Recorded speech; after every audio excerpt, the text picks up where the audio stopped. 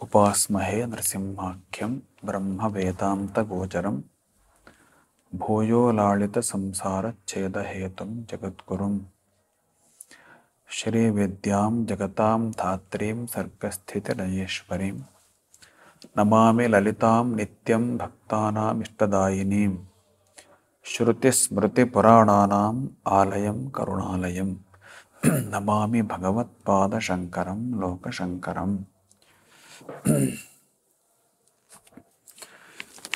ಶ್ರೀಮಠದ ಗುರು ಪರಂಪರೆ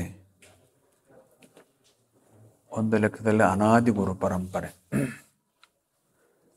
ಅಂದರೆ ಆದಿಗುರುವಾಗಿ ಶ್ರೀಮನ್ನಾರಾಯಣನನ್ನು ಮತ್ತು ದಕ್ಷಿಣಾಮೂರ್ತಿಯನ್ನು ಹೇಳ್ತಾರೆ.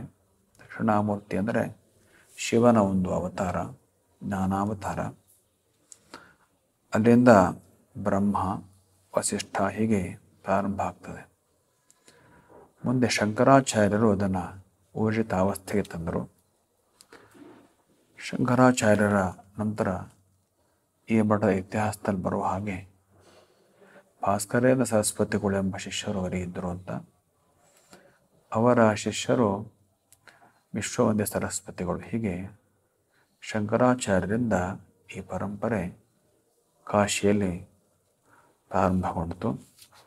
ಆಮೇಲೆ ದಕ್ಷಿಣಕ್ಕೆ ಬಂದು ಉಜ್ಜಯಿನಿಯಲ್ಲಿ ದೀರ್ಘಕಾಲ ಇತ್ತು. ಅಲ್ಲಿಂದ ಗೋಕರ್ಣ, ಕಡತೋಕೆ, ಸಹಸ್ರಲಿಂಗ ಮತ್ತು ಇಂದಿನ ಸ್ವರ್ಣವಲಿ. ಹೀಗೆ ಗುರು ಪರಂಪರೆ ಇತಿಹಾಸ ಹೀಗೆ ಹೇಳ್ತದೆ.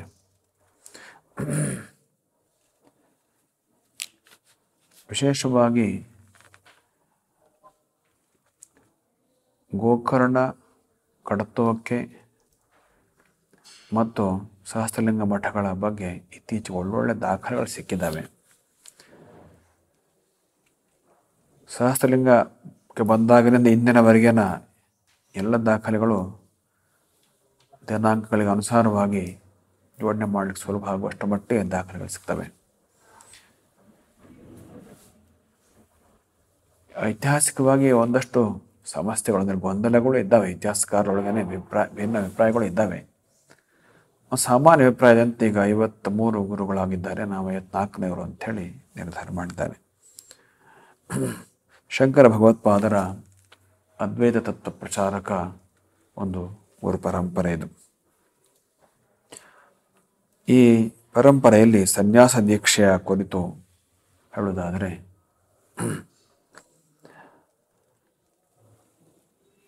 ಯದಹರೇವ ವಿರಜೇತ್ ತದಹರೇವ ಪ್ರವರಜೇತ್. ವೈರಾಗ್ಯವೇ ಸನ್ಯಾಸಕ್ಕೆ ಮೂಲಭೂತ ಅವಶ್ಯಕತೆ. ಮತ್ತು ಇನ್ನು ಬೇರೆ ಬೇರೆ ಗುಣಗಳನ್ನು ಹೇಳಿದ್ದಾರೆ. ಶಮ, ದಮ ಇತ್ಯಾದಿ ಗುಣಗಳಿರಬೇಕು ಅಂತಲೂ ಹೇಳ್ತಾರೆ. ಶಮ ಅಂದರೆ ಮನಸ್ಸಿನ ನಿಗ್ರಹ, ದಮ ಅಂದರೆ ಇಂದ್ರಿಯಗಳ ನಿಗ್ರಹ. ಮತ್ತು ತಾನು ಮುಕ್ತಿಯನ್ನು ಹೊಂದಬೇಕು, ಮುಮುಕ್ಷುತ್ವ ತಾನು ಮುಕ್ತಿಯನ್ನು ಹೊಂದಬೇಕು ಅನ್ನೋ ಉತ್ಕಟ ಆಕಾಂಕ್ಷೆ ಇರಬೇಕು. ಅದೆಲ್ಲ ಇದ್ದವನು ಸನ್ಯಾಸ ದೀಕ್ಷೆ ಪಡೀಲಿಕ್ಕೆ ಅರ್ಹನಾಗ್ತಾನೆ. ಈ ಮಠ ಪರಂಪರೆಯಲ್ಲಿ ಅದನ್ನು ಹಳೆಯ ಪದ್ಧತಿಯಂತೆ ಈಗಲೂ ನಡೆಸ್ಕೊಂಡು ಬರ್ತಾ ಇದ್ದಾರೆ. ಆ ಒಂದು ದೀಕ್ಷೆ ಕಾರ್ಯಕ್ರಮ ಈಗ ನಮ್ಮ ಮಠದ ಸನ್ನಿಹಿತವಾಗಿದೆ. ಶ್ರೀ ನಾಗರಾಜ ಭಟ್ರವರು ಎಲ್ಲ ರೀತಿಯ ಅರ್ಹತೆಯನ್ನು ಪಡ್ಕೊಂಡಿದ್ದಾರೆ ಮತ್ತು ಮಾನಸಿಕ ಸಿದ್ಧತೆಯನ್ನು ಕೂಡ ಮಾಡಿಕೊಂಡಿದ್ದಾರೆ. ಮಠಕ್ಕೆ ಶ್ರೀಗಳವರು ಆಯ್ಕೆ ಆಗಬೇಕು ಅಂತಿದ್ದರೆ ಅದಕ್ಕೊಂದು ಪದ್ಧತಿ ಇದೆ. ಆಗಲೇ ಹೇಳಿದ ಹಾಗೆ ವೈರಾಗ್ಯ ಮೊಟ್ಟ ಮೊದಲು ಇರಬೇಕು, ಗಟ್ಟಿಯಾದ ವೈರಾಗ್ಯ ಇರಬೇಕು. ಆಮೇಲೆ ಜನ್ಮ ಕುಂಡಲಿಯಲ್ಲಿ ಅಂದರೆ ಅವರ ಜಾತಕದಲ್ಲಿ ಸ್ಪಷ್ಟವಾದ ಗ್ರಹಕೂಟಗಳ ಒಂದು ಯೋಗ ಇರಬೇಕು. ಸನ್ಯಾಸದ ಯೋಗಗಳು ಬೇರೆ ಬೇರೆ ಇರ್ತವೆ, ಅಂಥ ಯೋಗಗಳು ಇರಬೇಕು. ಪ್ರಬಲ ಯೋಗ ಇದ್ದರೆ ಅತ್ಯಂತ ಉತ್ತಮ ಯತಿಗಳಾಗ್ತಾರೆ. ಇದು ಹಿಂದೆಲ್ಲ ಕಂಡ ಅನುಭವಕ್ಕೆ ಬಂದ ವಿಷಯ. ಅದು ಸಾಮಾನ್ಯ ಮಧ್ಯಮ ಮಟ್ಟದ ಯೋಗ ಇದ್ದರೆ ಸ್ವಲ್ಪ ಮಧ್ಯಮ ಮಟ್ಟದ ಸಾಧಕರಾಗ್ತಾರೆ ಅವರು. ಅದಕ್ಕೂ ಕೆಳಮಟ್ಟದ ಯೋಗ ಇದ್ದರೆ ಅದು ಒಳ್ಳೆಯದಲ್ಲ. ಅದನ್ನು ಆಳವಾದ ಜ್ಯೋತಿಷಿಗಳು ತಿಳಿದು ಹೇಳ್ತಾರೆ. ಅದನ್ನು ಇದರ ಒಂದು ಚಿಂತನೆ ಇರ್ತದೆ. ಅದಲ್ಲದೆ ಮಠದಲ್ಲೇ ಇದ್ದು ಅನೇಕ ವರ್ಷಗಳ ಕಾಲ ನಡತೆ ಹೇಗಿದೆ ಅನ್ನೋದು ಪರಿಶೀಲನೆ ಮಾಡೋದಿರ್ತದೆ. ಹಾಗೆ ಪರಿಶೀಲನೆ ಆದ ನಂತರ ನಿರ್ಣಯಕ್ಕೆ ಬರೋದು, ಯಾವಾಗಲೂ ಪದ್ಧತಿನೇ ಹಾಗೆ. ಈಗ ನಾವು ನಾಗರಾಜ ಭಟ್ರ ನಿರ್ಣಯ ಮಾಡುವಾಗಲೂ ಅದನ್ನು ಇಟ್ಕೊಂಡಿದ್ದೇವೆ. ಈ ನಿರ್ಣಯಕ್ಕೆ ಬರೋಕ್ಕೆ ಮುಂಚೆ ಇನ್ನೂ ಬೇರೆ ಹೆಸರುಗಳೆಲ್ಲ ಬಂದಿದ್ವು ಇಲ್ಲಿ. ಅವರಿಗೂ ಅದೇ ನಾವು ಮಾಡ್ತಿದ್ವಿ. ಒಮ್ಮೆ ಅವರ ಹೆಸರು ಮುಂದೆ ಬಂದಿದ್ದಿದ್ರೆ ಇಲ್ಲಿ ಇರಬೇಕು, ಕೆಲವು ಕಾಲ ಇಲ್ಲಿ ಅಧ್ಯಯನ ಮಾಡಬೇಕು ಅಂತೇಳಿ ಮಾಡ್ತಿದ್ವಿ. ನಾಗರಾಜ ಭಟ್ಟ ಸಹಜವಾಗಿ ಆಗಿಬಿಟ್ಟಿದೆ ಅದು. ಮತ್ತು ನಾವು ಅವ್ರನ್ನ ದೀರ್ಘಕಾಲದಿಂದ ಗಮನಿಸ್ತಾನೂ ಇದ್ದೀವಿ. ಒಟ್ಟಾರೆ ವೈರಾಗ್ಯ, ಜನ್ಮಕುಂಡಲಿ ಒಂದು ಸನ್ಯಾಸ ಯೋಗ ಇರೋದು ಮತ್ತು ಒಳ್ಳೆಯ ನಡತೆ, ಇವುಗಳೆಲ್ಲ ಆ ಒಂದು ಅರ್ಹತೆಯ ಅಂಶಗಳು ಅಂಥೇಳಿ ಈ ತನಕ ಹಾಗೆ ನಡ್ಸ್ಕೊಂಡು ಬಂದಿದ್ದಾರೆ. ಈಗಲೂ ಹಾಗೆ ಮಾಡಿದ್ದೇವೆ. ಇಷ್ಟು ಬೇಗ ಉತ್ತರಾಧಿಕಾರಿ ನೇಮಕ ಆಗಬೇಕು ಅಂತ ಯಾಕೆ ನಿಮ್ಗೆ ಅನಿಸ್ತು ಅಂತ ನಮ್ಗೆ ಬಹಳ ಜನ ಪ್ರಶ್ನೆ ಕೇಳ್ತಾ ಇದ್ದಾರೆ. ಎಲ್ಲರೂ ಕೇಳೋ ಮೊದಲನೇ ಪ್ರಶ್ನೆನೇ ಇದು. ನಿಜ. ಯಾಕಂತಂದರೆ ಒಬ್ಬ ಒಳ್ಳೆಯ ಶಿಷ್ಯನ ಮಾಡಬೇಕು ಅನ್ನೋ ಪ್ರಸ್ತಾವನೆಯನ್ನು ನಾವಾಗಿಂದೇ ಇಟ್ಟಿದ್ದೇವೆ. ಯಾರೋ ಇದಾಗಬೇಕಲ್ಲ ಅಂಥೇಳಿ ವಿನಂತಿ ಮಾಡಿದ್ರಿಂದ ನಾವು ಪ್ರಸ್ತಾಪಿಟ್ಟಿದ್ರೆ, ನಾವಾಗಿ ಸ್ವಂತ ಇಚ್ಛೆಯಿಂದಲೇ ಇಟ್ಟಿದ್ದೇವೆ. ಅದಕ್ಕೆ ದೈವಿ ಪ್ರೇರಣೆ, ಹಿರಿಯರ ಒಂದು ಪ್ರೇರಣೆ ಕಾರಣ ಅದಕ್ಕೆ. ಮತ್ತು ಯೋಗ್ಯವಾದ ವ್ಯಕ್ತಿ ಸಿಕ್ಕವಾಗ ಅದನ್ನು ಮಾಡಿಕೊಳ್ಬೇಕು. ಯಾಕಂದರೆ ಈಗಿನ ವಾತಾವರಣದಲ್ಲಿ ಯೋಗ್ಯ ವ್ಯಕ್ತಿಗಳು ಸಿಕ್ಕೋದು ಬಹಳ ಕಷ್ಟ. ಅನೇಕ ಮಠಗಳು ಯೋಗ್ಯ ವ್ಯಕ್ತಿಗಳು ಸಿಕ್ಕದೆ ಖಾಲಿಯಾಗಿದ್ದಾವೆ ಇವತ್ತು.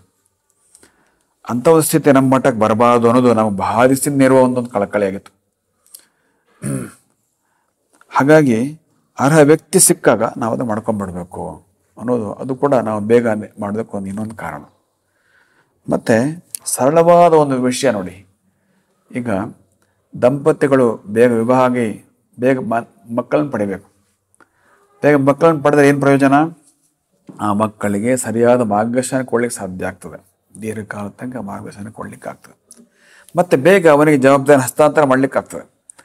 ವಯಸ್ಸಾದ್ಮೇಲೆ ಮಕ್ಕಳು ಪಡೆದ್ರೆ ಇವನು ಮುದುಕನಾಗೋತಿ, ಅವನಿಂದ ಬೆಳವಣಿಗೆನೇ ಹೊಂದಿರೋದಿಲ್ಲ. ಅವನಿಗೆ ಸರಿಯಾದ ಮಾರ್ಗದರ್ಶನವೂ ಸಿಕ್ಕೋದಿಲ್ಲ. ಸಕಾಲ ಜವಾಬ್ದಾರಿ ಹೊತ್ಕೊಳ್ಳೋಕ್ಕೂ ಅವನ ಹತ್ರ ಮಗನ ಹತ್ರ ಆಗೋದಿಲ್ಲ. ಹಾಗೆ ಇದು ಕೂಡ ಸಕಾಲದಲ್ಲಿ ನಾವು ಉತ್ತರಾಧಿಕಾರಿಯಾಗಿ ತಂದುಬಿಟ್ರೆ ಅವ್ರಿಗೆ ಸರಿಯಾದ ಮಾರ್ಗದರ್ಶನವೂ ಸಿಗ್ತದೆ ದೀರ್ಘಕಾಲ. ಮತ್ತು ಅವರಿಗೆ ಸಾಕಷ್ಟು ಪ್ರೌಢತೆ ಇರುವಾಗಲೇ ಜವಾಬ್ದಾರಿ ವಹಿಸ್ಲಿಕ್ಕೂ ಅನುಕೂಲ ಆಗ್ತದೆ. ಹೀಗಾಗಿ ಹೇಗೆ ಒಬ್ಬ ಗೃಹಸ್ಥನಿಗೆ ಬೇಗ ಮಗ ಹುಟ್ಟಬೇಕೋ ಹಾಗೆ ಇದು ಕೂಡ. ಈ ಕುರಿತು ಸನ್ಯಾಸ ಗ್ರಹಣದ ಕಾರ್ಯಕ್ರಮಗಳು 18ರಿಂದ ಪ್ರಾರಂಭ ಆಗಿ 5 ದಿನ ನಡಲಿಕ್ಕಿದ್ದಾವೆ. ವಾಸ್ತವಿಕವಾಗಿ ಇಲ್ಲರದು 3 ದಿನದ ಕಾರ್ಯಕ್ರಮ. ನಾವು ಅದನ್ನು 5 ದಿನಕ್ಕೆ ವಿಸ್ತಾರ ಮಾಡಿದ್ದೇವೆ ಅಷ್ಟೇ. ಅಂದರೆ ರುದ್ರದ ಅನುಷ್ಠಾನ ಮತ್ತು ಗಾಯತ್ರಿ ಅನುಷ್ಠಾನ ಸ್ವಲ್ಪ ದೊಡ್ಡದಾಗಿ ಇಟ್ಕೊಂಡಿದ್ದರಿಂದ 5 ದಿನಕ್ಕೆ ಅದನ್ನು ವಿಸ್ತಾರ ಮಾಡಿದ್ದೇವೆ. ಇದರಲ್ಲಿ 18ಕ್ಕೆ ಪ್ರಾರಂಭ ಆಗ್ತದೆ ಕಾರ್ಯಕ್ರಮ. ಅವತ್ತು ಅನೇಕ ಪ್ರಾಯಶ್ಚಿತ್ತ ಕರ್ಮಗಳು ಮತ್ತು ಗಾಯತ್ರಿ ಹವನ ಇರ್ತದೆ. ಹಾಗೆ 19ಕ್ಕೆ ಸೋಮವಾರ ದಿವಸ ರುದ್ರ ಹವನ ಇರ್ತದೆ. ಹಾಗೆ 20ಕ್ಕೆ ಏಕಾದಶಿ ದಿವಸ, ಆ ದಿವಸ ಅಷ್ಟಶ್ರಾದ್ದ ಅನ್ನೋದು ಇರ್ತದೆ. ಹಾಗೆ 21 ಮತ್ತು 22 ಸನ್ಯಾಸ ಗ್ರಹಣದ ಕಾರ್ಯಕ್ರಮಗಳು, ಮುಖ್ಯವಾದ ಕಾರ್ಯಕ್ರಮಗಳು ಆ 2 ದಿನ ಇರ್ತವೆ. 22ನೇ ತಾರೀಕು ಮಾಘ ಶುಕ್ಲ ತ್ರಯೋದಶಿ ಗುರುವಾರ ದಿವಸ ಅವರ ಸನ್ಯಾಸ ಗ್ರಹಣದ ಕಾರ್ಯಕ್ರಮಗಳು ಪೂರ್ತಿ ಪ್ರಕ್ರಿಯೆ ಮುಗಿಯುತ್ತದೆ. ಇದೇ ದಿನಗಳಲ್ಲಿ ಅಥವಶೇಷ ಹವನ, 1000 ಅಥವಶೇಷ ಹವನ, ಶತಚಂಡಿ ಹವನ ಮತ್ತು ಅಕ್ಷರಾಯುತ ಲಕ್ಷ್ಮೀ ನರಸಿಂಹ ಜಪ ಮತ್ತು ಹವನ. ಅಕ್ಷರಾಯುತ ಅಂದರೆ 3,20,000. ಹೀಗೆ ಈ ಕಾರ್ಯಕ್ರಮಗಳು 5 ದಿನ ಇದ್ದಾವೆ. ಅನೇಕ ಯತಿಗಳು ನಾವು ಈ ಕಾರ್ಯಕ್ರಮಕ್ಕೆ ಆಮಂತ್ರಿಸಿದ್ದೇವೆ. ಇದು ಯತಿಗಳ ಕಾರ್ಯಕ್ರಮ ಆದ್ದರಿಂದ ಯತಿಗಳು ಹೆಚ್ಚಿನ ಸಂಖ್ಯೆಯಲ್ಲಿ ಬಂದರೆ ಅದಕ್ಕೆ ಶೋಭೆ ಹೆಚ್ಚು, ಮತ್ತು ಹೊಸ ಯತಿಗಳಿಗೆ ಅವದ್ದೆಲ್ಲ ಆಶೀರ್ವಾದ ಸಿಗ್ತದೆ ಅನ್ನೋದು. ಹೀಗಾಗಿ ಈ ಕಾರ್ಯಕ್ರಮಕ್ಕೆ ಅನೇಕ ಜನ ಯತಿಗಳು ಇಲ್ಲಿ ಇದ್ದವರೆಲ್ಲರೂ ಬಹಳ ಖುಷಿಯಿಂದ ಒಪ್ಪಿದ್ದಾರೆ. ನಾವು ಫೋನ್ ಮಾಡಿದ ತಕ್ಷಣ ಮೊದಲನೇ ಕರೆಗೇನೆ ಸಿಕ್ಕಿ ಎಲ್ಲರೂ ಒಪ್ಪಿಬಿಟ್ಟಿದ್ದಾರೆ. ಹೀಗಾಗಿ ಅನೇಕ ಜನ ಯತಿಗಳು ಮತ್ತು ಅನೇಕ ಜನ ಗೌರವಾನ್ವಿತರು, ಸಚಿವರು, ಕೇಂದ್ರ ಸಚಿವರು, ರಾಜ್ಯ ಸಚಿವರು ಕೂಡ ಭಾಗವಹಿಸ್ತಾರೆ. ಒಟ್ಟಾರೆ ಎಲ್ಲ ಶಿಷ್ಯ ಭಕ್ತರ ಜನರ ಅಭಿಮಾನದ ಕಾರ್ಯಕ್ರಮ ಈ 5 ದಿನಗಳ ಕಾರ್ಯಕ್ರಮ. ಭಗವಂತನ ಕೃಪೆಯಿಂದ ಅದು ಸಾಂಗೋಪಾಂಗವಾಗಿ ಚಂದವಾಗಿ ನೆರವೇರಲಿ ಅಂತ ಹಾರೈಸ್ತೇವೆ. ಮತ್ತು ಎಲ್ಲ ಶಿಷ್ಯ ಭಕ್ತ ಜನರು ಆಮಂತ್ರಣ ಸಿಕ್ಕಿದೋ ಸಿಕ್ಕಿಲ್ವೋ, ಏನಾದರೂ ವ್ಯತ್ಯಾಸ ಆಗಿದೆಯೋ ಗೊತ್ತಿಲ್ಲ, ಎಲ್ಲರೂ ಕಾರ್ಯಕ್ರಮಕ್ಕೆ ಹಾರ್ದಿಕತೆಯನ್ನು ಶ್ರದ್ಧೆಯನ್ನು ಬರಬೇಕು ಅಂತ ಈ ಮೂಲಕ ಆಮಂತ್ರಿಸ್ತಾ ಇದ್ದೇವೆ. ಹರಿ ಓಂ.